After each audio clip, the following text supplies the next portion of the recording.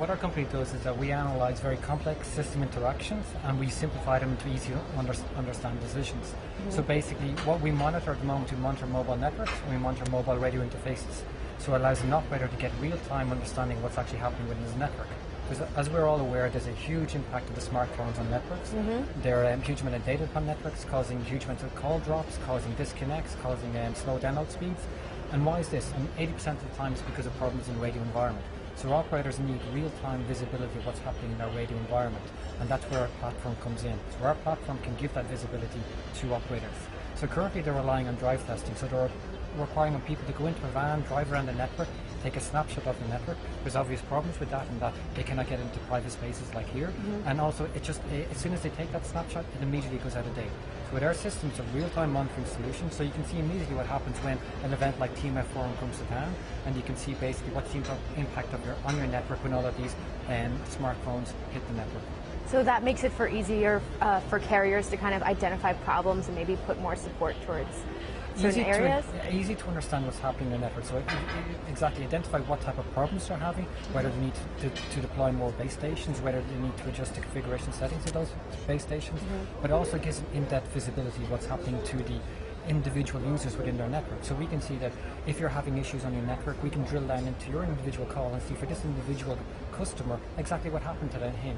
We can see him moving throughout the network. We can see his radio call quality over time. So when the customer rings up, the operator has at his fingertips the ability to be able to say to that customer, I can understand your problem, I know what is happening, and now I understand what needs to be done to address these issues. Wow, interesting. Okay, so you guys are involved with Enterprise Ireland, correct? Yes. So when did you get involved with them, and how far along in the funding process are you?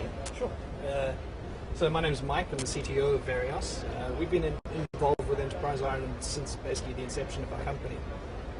Enterprise Ireland provides a lot of support services to startups, so when we started we were looking for as much support as possible.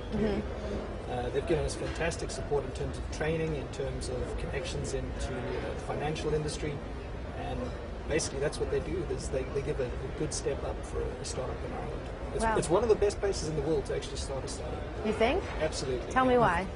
Because I think the government here really takes care of startups in terms of taxing, in terms of encouraging people to actually start their own business, and there's a real entrepreneurial spirit in Ireland. Wow.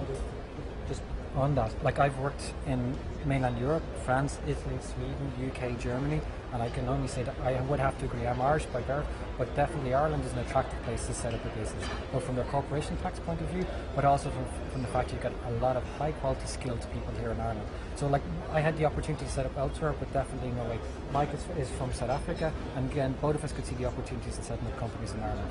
And coming back to what Enterprise Ireland have done, they were essential in terms of validating our business, giving us very practical advice all along the way. So they were essential. They are essential to making us to what we are at the moment. We're starting on our second product, so that's where we're starting on at the moment, and also we're identifying additional partners, and of course we're still rolling out our existing products. So this quarter is very, very busy for us, so we have a lot to do. So if we achieve some of them, we'll be very happy.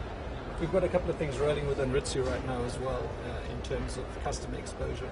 So yeah, we're hoping to make some pretty rapid progress in the next quarter.